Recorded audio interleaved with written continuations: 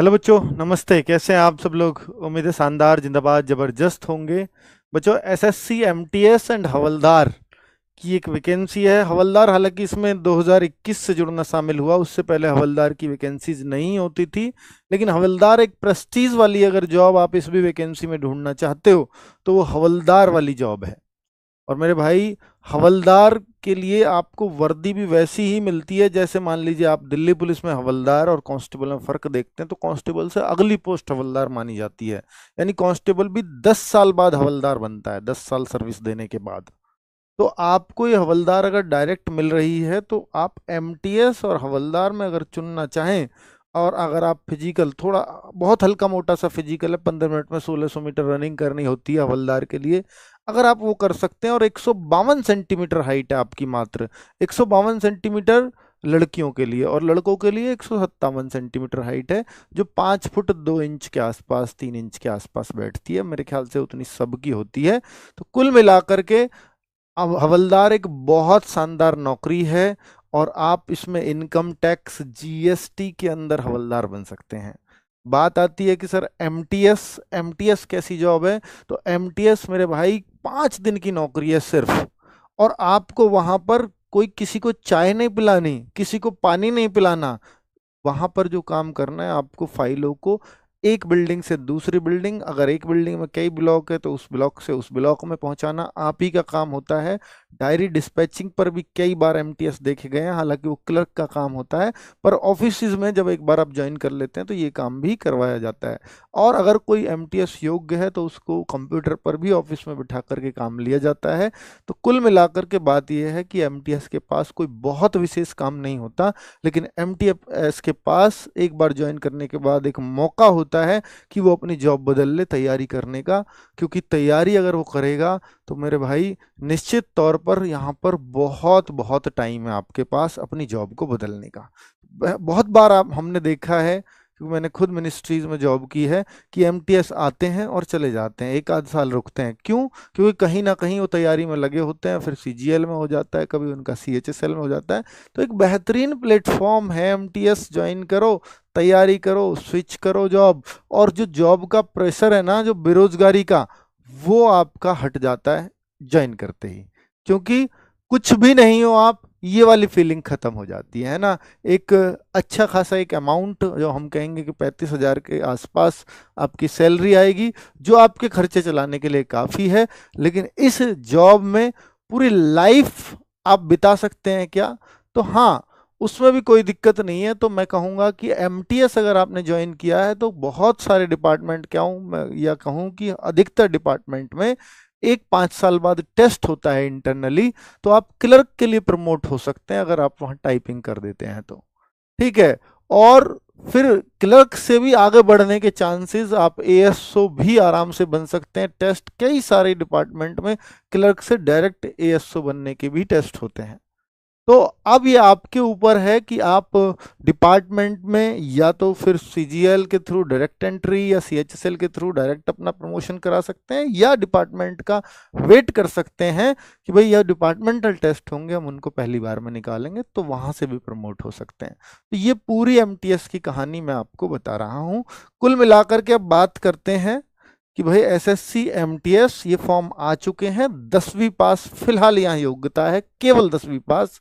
तो अगर आप देखते हैं कि 26 जून यानी कल ही ये फॉर्म आए हैं, तो 26 जून से लेकर के 24 जुलाई तक आप फॉर्म भर पाएंगे। और मेरे भाई, पेमेंट भी आपको 25 जुलाई तक हर हाल में जमा करनी होगी, रात 11 बजे तक। और अगर भगवान ना करे कोई करेक्शन आपके फॉर्म में हो गया है तो उसके लिए घबराना नहीं है। 29, 30, 31 जुलाई, इन 3 दिन अब आप अपने फॉर्म में कोई भी करेक्शन कर पाएंगे। ठीक है।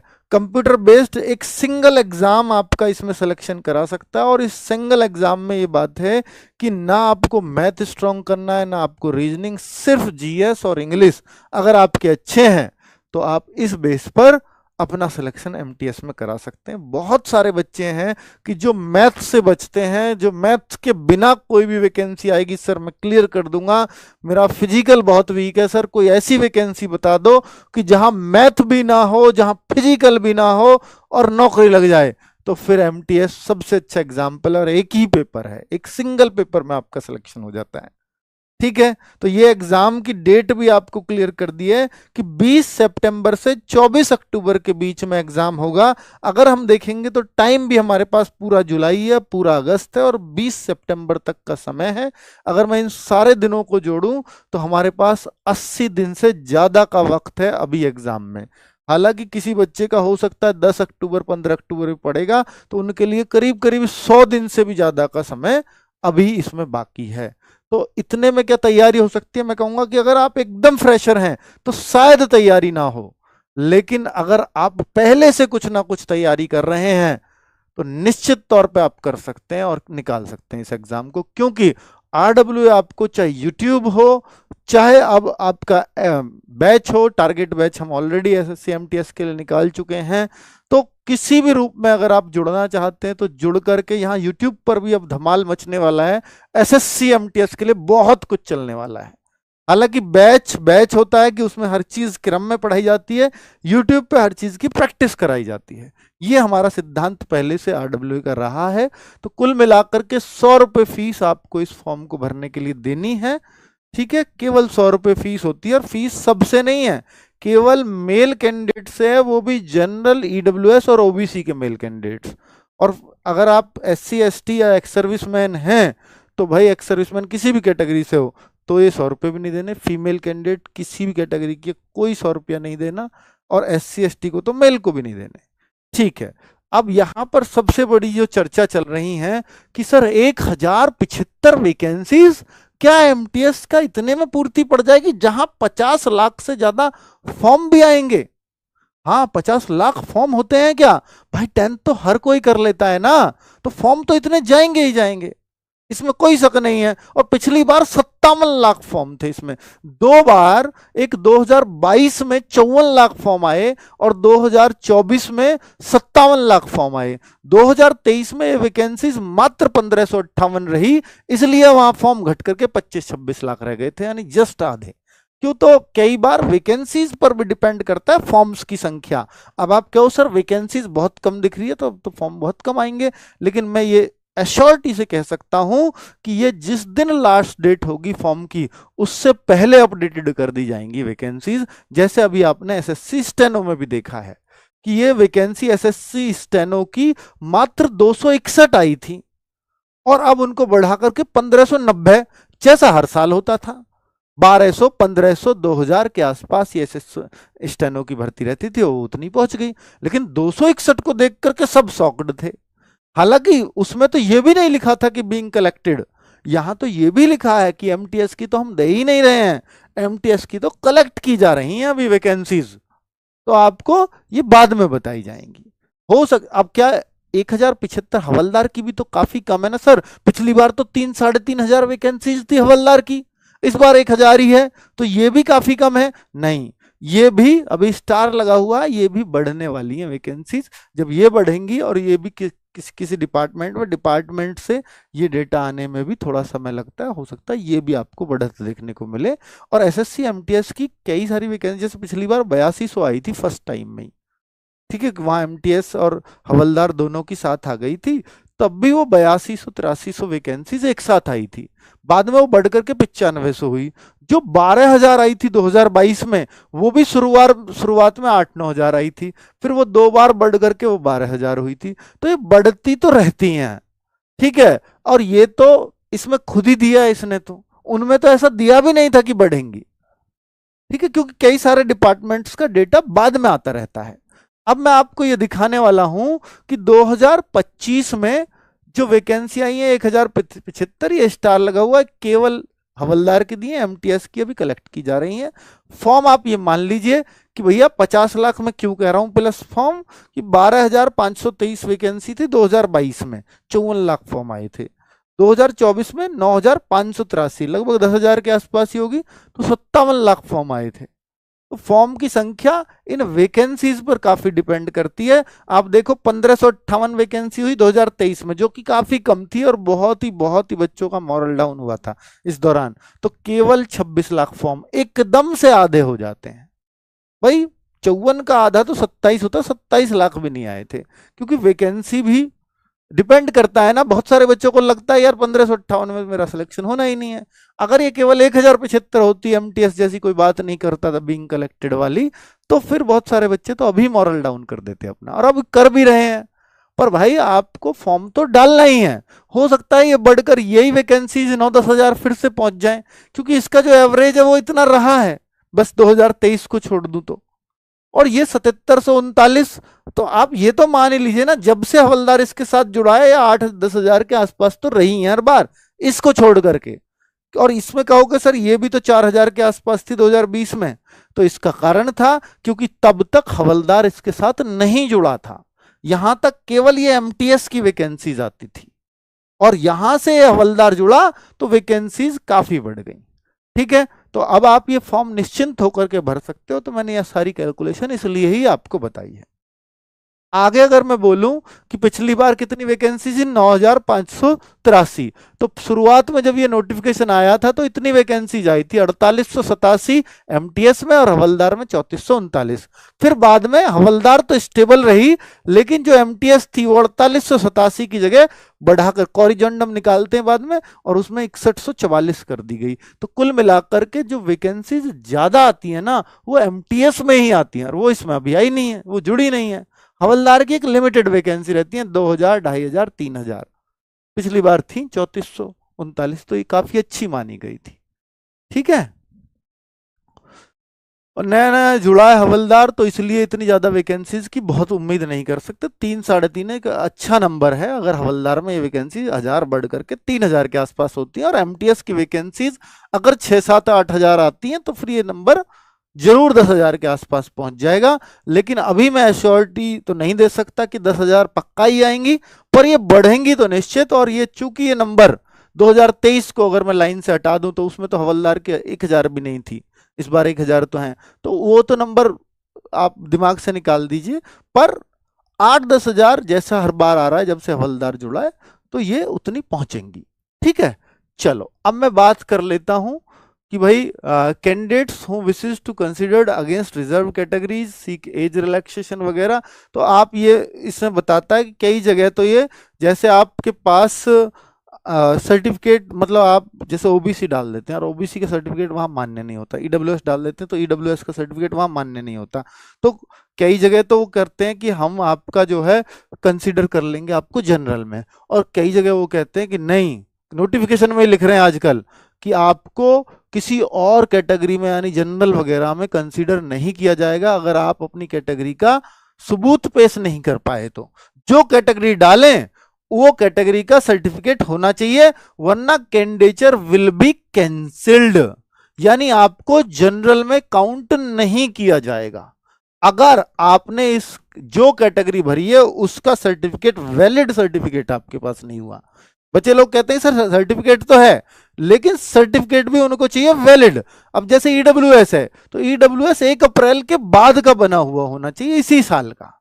अगर आपके पास पुराना है और वो मान लीजिए स्टेट का, तो सेंट्रल का होना चाहिए। ओबीसी है, स्टेट का बनवा कर ले गए जी, और ले गए तो फिर, हालांकि उसमें ये कंडीशन नहीं है ओबीसी में कि 1 अप्रैल के बाद का बना हुआ होना चाहिए, पर ओबीसी ले गए और वो स्टेट का बना हुआ है, तो वो भी वैलिड नहीं है, फिर आपको जनरल में भी काउंट नहीं करेंगे, चाहे आपके कितने भी मार्क्स क्यों ना हो, चाहे आपकी एज जनरल की क्यों ना आ रही हो। ये कह रहा है फिर कैंडिडेचर आपकी कैंसिल कर दी जाएगी। तो इसलिए सर्टिफिकेट जरूर हो तभी वो कैटेगरी भरें, वरना तो जनरल भरे अगर आपके पास वैलिड सर्टिफिकेट नहीं है तो। ठीक है, चलो, तो एज ऑन 1/8/2025 को आपकी जो एज है, ये क्रूशियल डेट को माना गया है।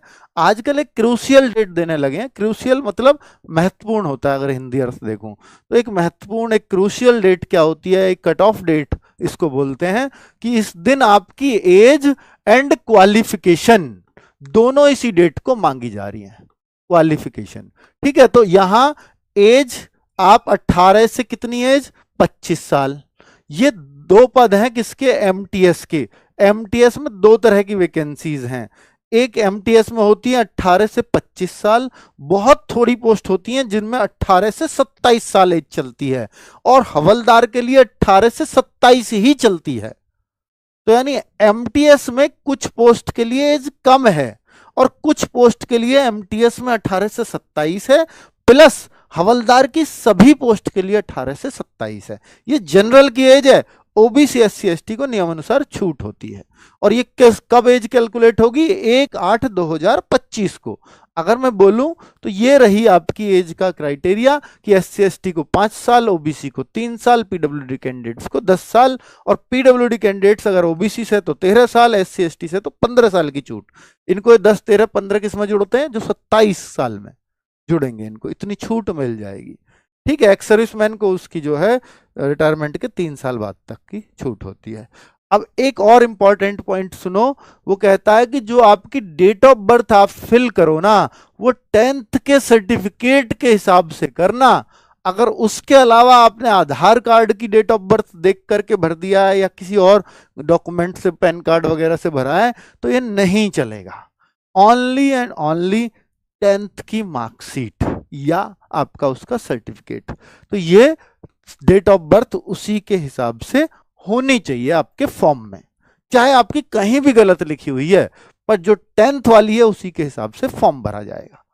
अब एसएससी एमटीएस की क्वालिफिकेशन तो आपको मालूम होना चाहिए कि भाई किसी भी स्ट्रीम से कितने भी परसेंटेज से केवल 10th मांगा जाता है, केवल 10th पास, 10th के अलावा कुछ और ये मांगते ही नहीं। ठीक है, और 10th पास भी 1/8/2025 तक आपका रिजल्ट आ जाना चाहिए। चलो next, scheme of the examination. इसको बहुत अच्छे से समझना होगा आप लोगों को कि जो एमटीएस है उसका एग्जाम जो होता है, भाई एमटीएस को तो सिर्फ केवल एक चीज देनी है, सीबीई, कंप्यूटर बेस्ड एग्जामिनेशन, यानी एक पेपर होना है उनका। लेकिन अगर आप हवलदार के लिए पोस्ट पे करते हो तो हवलदार के लिए सीबीई तो देना ही पड़ेगा। ये तो सबके लिए सेम सीबीई है, सेम टेस्ट है। लेकिन अगर आप हवलदार पोस्ट के लिए भी अपनी चॉइस डालते हो तो आपको फिजिकल एफिशिएंसी टेस्ट और फिजिकल स्टैंडर्ड टेस्ट, ये क्या है कि उसमें मैं आप बाद में बताऊंगा कि फिजिकल में क्या मांगते हैं। अगर आप फिजिकल में मान लीजिए फेल हो गए और आपने दोनों चॉइस भरी है, एमटीएस भी हवलदार भी, तो अगर आपने हवलदार भरा ही नहीं, फिर तो आपको सिर्फ एमटीएस की पोस्ट के लिए कंसीडर किया जाएगा और फिजिकल के लिए बुलाया ही नहीं जाएगा। बहुत सारे बच्चे ऐसा भी करते हैं। पर अगर आपने हवलदार की चॉइस भरी है, आप हाइट और फिजिकल से फिट हो, तो फिर आपको फिजिकल के लिए बुलाया जाएगा। अगर आप वहां फेल हो गए फिजिकल में, तो एमटीएस के लिए तब भी आप वैलिड रहोगे। ऐसा नहीं है कि फिजिकल में फेल तो मैं फेल हो गया, नहीं। फिजिकल में भले ही फेल हो गए या फिजिकल में भले ही नहीं गए हवलदार की पोस्ट चॉइस भर के भी, तो भी आपको एमटीएस की पोस्ट के लिए कंसीडर किया जाएगा। इस बात के लिए बहुत सारे बच्चों में डाउट होता है, अब डाउट मत रखना। ठीक है, हाइट कितना ये मैं अभी बता रहा हूं आगे।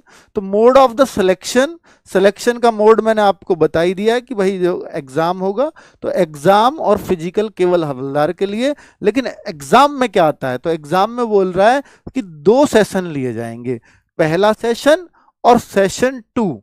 सेशन 1 में आपके केवल मैथ रीजनिंग होंगे, सेशन 2 में आपके जीएस और इंग्लिश होंगे। जो मैथ रीजनिंग का सेशन 1 है वो सिर्फ क्वालिफाइंग होगा, और जो सेशन 2 है उसके मार्क्स जुड़ेंगे। तो ये क्वालिफाइंग कितने पे होगा? 30% पर। तो 30% 20 क्वेश्चन मैथ के, 20 क्वेश्चन रीजनिंग के, 20-20। हाँ, और ये कितने क्वेश्चन हो गए सर? 40 क्वेश्चन। तो इन 40 क्वेश्चन में से 30% पर पास होगा यूआर का कैंडिडेट। अगर आप ओबीसी से हो तो 25% पे ही पास हो। तो 40 का 30%, मात्र 12 क्वेश्चन अगर जिस बच्चे ने राइट कर दिए ना, तो आप किसी भी कैटेगरी में हो, 40 में से 12 मैथ रीजनिंग के मिला करके, तो आप पास हो सेशन 1 में। फिर आपका सेशन 2 चेक होगा। अगर आप इसी में पास नहीं हो तो सेशन 2 आपका बेकार है। फिर तो सेशन 2 आपका तभी वैलिड है जब आपने सेशन 1 में कम से कम 12 क्वेश्चनों को सही कर दिया हो। ठीक है, और सेशन 2 सेशन 2 तो भाई जो ज्यादा अच्छा करेगा, इसको तो कोई भी 12 कर देता है। सेशन 1 में तो कोई भी फेल नहीं होता अगर थोड़ा बहुत भी पढ़ना जानता है। तो सेलेक्टेड स्टूडेंट जो उसमें सिलेक्शन के किनारे पे होता है वो कभी इसमें फेल नहीं हुआ आज तक सेशन 1 में, है ना। तो कुल मिलाकर के अगर आपको इसको एक चार्ट पर दिखाऊं तो उसको आप ऐसे समझ सकते हो, मैथमेटिक्स में आपको जैसे एसएससी जीडी का मैथ होता है वैसा ही मैथ आता है, इसमें कोई एडवांस मैथ्स नहीं होता है।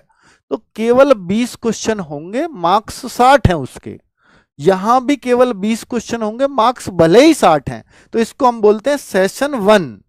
ठीक है, तो ये 45 मिनट आपको मिलते हैं। इस 45 मिनट में आपको मात्र 12 क्वेश्चन सही करने हैं। 12 क्वेश्चन मतलब 36 मार्क्स। 12 क्वेश्चन तो कोई भी कर देगा सर, मैथ के में 6 और रीजनिंग में 6, ना ना ना ना, दोनों में मिला के आप 12 कर दीजिए। और ये पेपर आपका 45 मिनट का होगा, और 45 मिनट में आप मैथ का टाइम रीजनिंग को दो, रीजनिंग का टाइम मैथ को, उससे कोई फर्क नहीं पड़ता। ठीक है, आपको सर सारे के सारे में 12 के 12 क्वेश्चन रीजनिंग के कराया, मैथ मैंने छेड़ा ही नहीं, तो भाई 20 में से 12 तो कोई भी कर देगा रीजनिंग में, तो बस वो आप पास हो गए, उसमें कोई टेंशन ही नहीं है। अब बात आती है जीएस एंड इंग्लिश की सेशन 2। सेशन 2 में आते हैं 25-25 क्वेश्चन दोनों से, 25 क्वेश्चन जीएस से, 25 क्वेश्चन इंग्लिश से, और 50 क्वेश्चन आपके, ये 50 क्वेश्चन आपकी मेरिट डिसाइड करते हैं। यानी 150 मार्क, एक क्वेश्चन 3 नंबर का होता है, 3 का, और यहां इसका टाइम उसमें, उसका टाइम इसमें दे सकते हो। 45 मिनट आपको मिलेंगे, और कभी टाइम कम नहीं पड़ता अगर आप थोड़ा बहुत पढ़ के गए, क्योंकि जीएस को तो आप 10 मिनट या हो सकता है उससे भी पहले लुढ़का देते हैं। बात बचती है 35 मिनट फिर आपके पास, और 35 मिनट में इंग्लिश के 25 क्वेश्चन कोई भी कर देगा।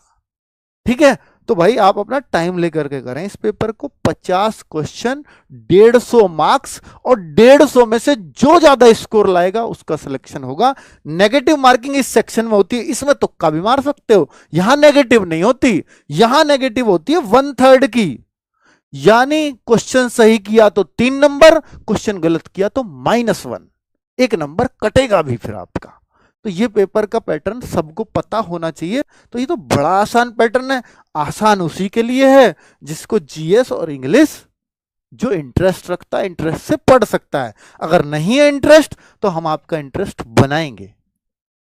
आप RWSSC एग्जाम्स चैनल है ना, वहां अगर कोई चैनल RWSSC एग्जाम्स, सबसे पहले किसी चीज की अगर शुरुआत उस चैनल पे हुई तो इसी की हुई।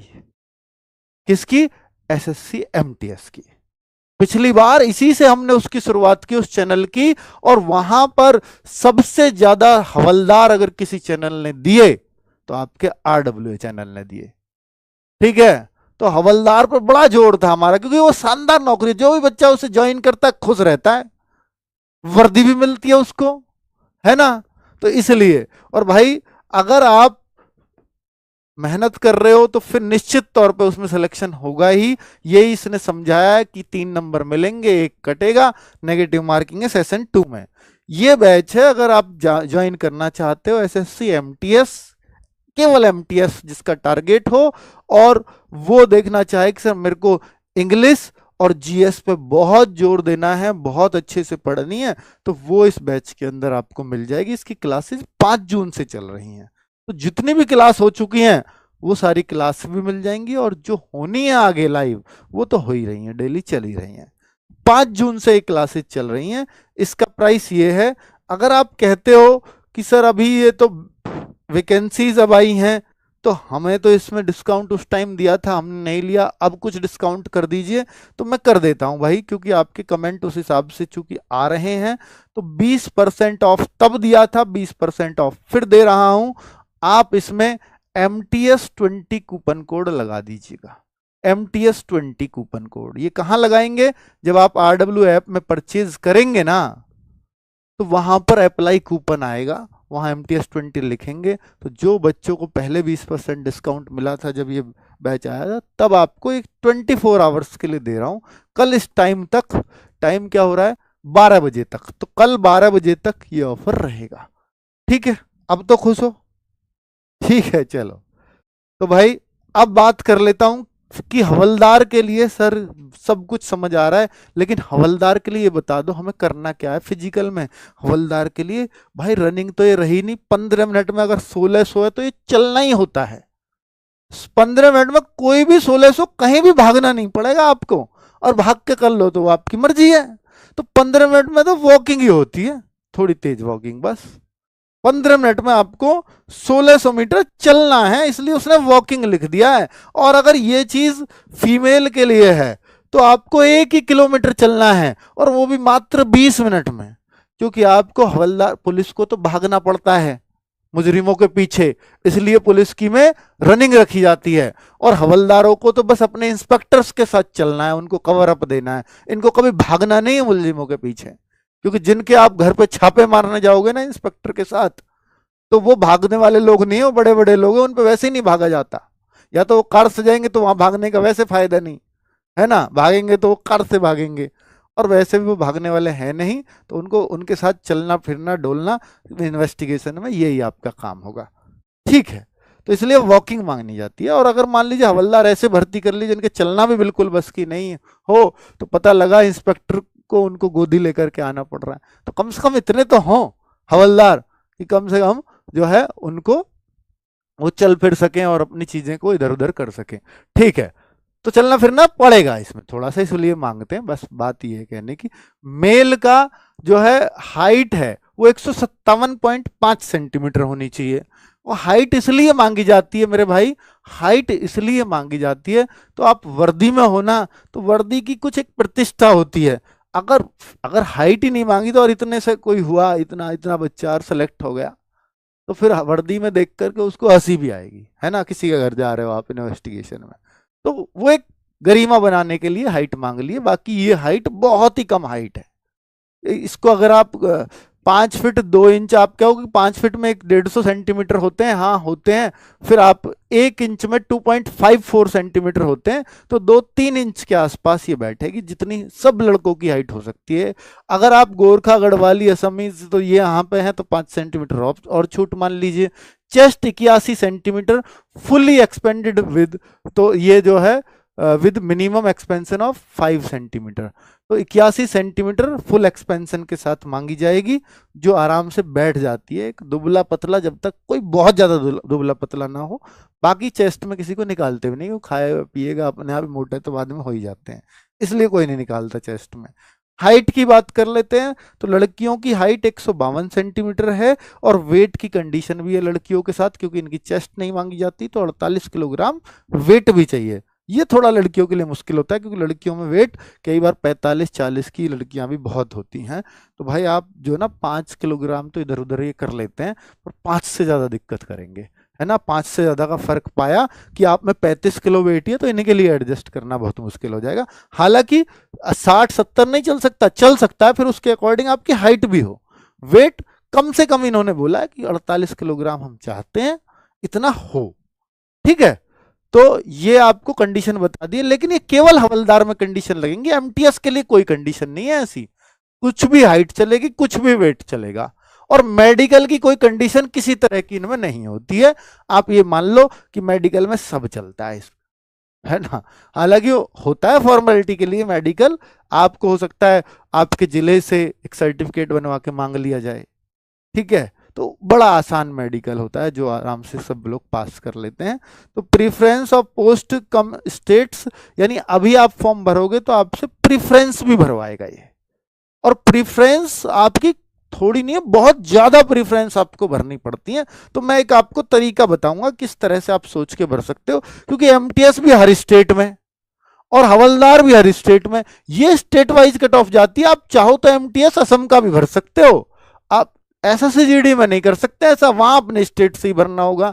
यहाँ एमटीएस आप सभी स्टेट्स का, पहले बच्चा क्या करेगा, मान लो कोई यूपी का है तो दिल्ली एमटीएस भरेगा, यूपी एमटीएस भरेगा, हरियाणा एमटीएस भरेगा, एमपी एमटीएस भरेगा, जो यूपी से लगे स्टेट है। फिर वो तो भाई सारे स्टेट्स के एमटीएस है ना, तो चॉइस आपको करीब 60-70 भरनी पड़ती है इसमें। फिर हवलदार हर स्टेट के, जहां जहां वैकेंसीज होंगी वहां का हवलदार भी आपको भरना पड़ेगा। फिर कुछ वैकेंसी 18 से 25 साल के लिए, कुछ 18 से 27 साल के लिए, फिर उनके लिए अलग अलग चॉइस भरनी पड़ेगी। तो इस तरह से कभी कभी तो इसमें 70-80 तक भी चॉइस जाती हैं भरने के लिए, क्योंकि 28 तो राज्य, 29 तो राज्य ही है, 29 दूनी 58, उतने ही हवलदार और उतने ही जो है एमटीएस, तो 58 तो यही हो जाते हैं। फिर कुछ 18 से 25 और साल के लिए हो गई, कुछ 18 से 27 साल के लिए, तो कुछ और चॉइस बढ़ जाती हैं। तो इस तरह से कभी कभी 80 तक ये चॉइस चली जाती है। तो ये कैसे भरनी पड़ती है मैं लास्ट में बताऊंगा अभी। तो अभी आप देख लीजिए कैसे, लास्ट ही आ गया, अब हो ही गया काम। तो अब ये मैं आपको बताने वाला हूं कि जैसे मान लो कि ये कैसे भरेंगे, कि यहाँ पर एक लिस्ट दी हुई है कि जितनी भी जगह, मान लीजिए 55 पोस्ट आई हैं, तो MTS West Bengal, MTS Orissa, MTS Dadra Nagar Haveli, शुरू में हवलदार चंडीगढ़ ऐसे लिखी हुई हैं। मान लीजिए कोई हवलदार चंडीगढ़ चाहता है तो यहाँ 11 नंबर डाल देगा वो, 11 नंबर पोस्ट। एमटीएस उड़ीसा भरना चाहता है तो फिर वो 32 नंबर, दूसरे नंबर पर 32। सबसे पहले आप जो चाहते हो उसका नंबर यहाँ लिखना पड़ेगा। इस तरह से देखो कितने कॉलम बने हुए हैं। इतनी चॉइस क्या डालनी जरूरी है? आप कहो नहीं जी मैं तमिलनाडु में, तो मुझे मिले या ना मिले मैं तो नहीं चाहता करना, तो फिर तो भाई आप जितने स्टेट में चाहते हो उतने स्टेट की चॉइस भर देना, बाकी खाली छोड़ देना। आपको सिर्फ उन्हीं स्टेट्स के लिए कंसिडर किया जाएगा। अगर आपको उनमें नहीं आ रहा कट ऑफ में, तो फिर आपको कहीं भी नहीं लिया जाएगा। ये होता है। और बहुत ज्यादा अंतर नहीं होता कट ऑफ में, क्योंकि अगर आपको आपके स्टेट, कट ऑफ में अंतर तब आता है कि आप अपने स्टेट से अलग कोई और नहीं भर सकते। जैसे जीडी में तो वहां कट ऑफ में बहुत अंतर देखने को मिलता है, लेकिन एमटीएस में नहीं मिलता, क्योंकि हर बच्चा हर स्टेट भर सकता है। तो इसलिए कट ऑफ में अंतर 1-1, 2-2 नंबर का रहता है बस। ठीक है, दिल्ली यूपी सब सेम सी जाती हैं। ठीक है, तो वो बैलेंसिंग भी होती है, बहुत बढ़िया। तो इस तरह से आपको चॉइस भरनी है। तो ये सारी चॉइस देखो 59, 60, 58 तक ऐसी चॉइस आ रही है। मैंने इसके कारण बता दिए क्यों इतनी चॉइस भरनी पड़ेंगी। तो वो आपकी मर्जी है कि आपको कितनी चॉइस भरनी है मेरे भाई। ठीक है, तो आपको क्लियर कर दिया है मैंने ये। हाँ, ये सब चॉइस भरनी है। ठीक है, मैं बैच के बारे में आपको बता ही चुका हूं। बाकी मॉक टेस्ट आप जरूर देना। मॉक टेस्ट हमने वैसे ही डिजाइन किए हुए हैं कि ये क्वालिफाइंग है और ये हिस्से से आपकी कट ऑफ बनेगी। तो उस तरह से हमने मॉक टेस्ट भी डिजाइन किए जो आपको हर Sunday free of cost RW app पे मिलेगा। ठीक है, और इस बैच के अंदर हो सकता है हम 10 टेस्ट आपको प्रोवाइड भी कराएं। ठीक है, और डाउट ग्रुप और क्लास नोट्स वो सब हम अवेलेबल कराते हैं। तो ये बैच अवेलेबल है रोजगार विद अंकित ऐप पर। ठीक है बच्चों, थैंक यू वेरी मच, नमस्ते।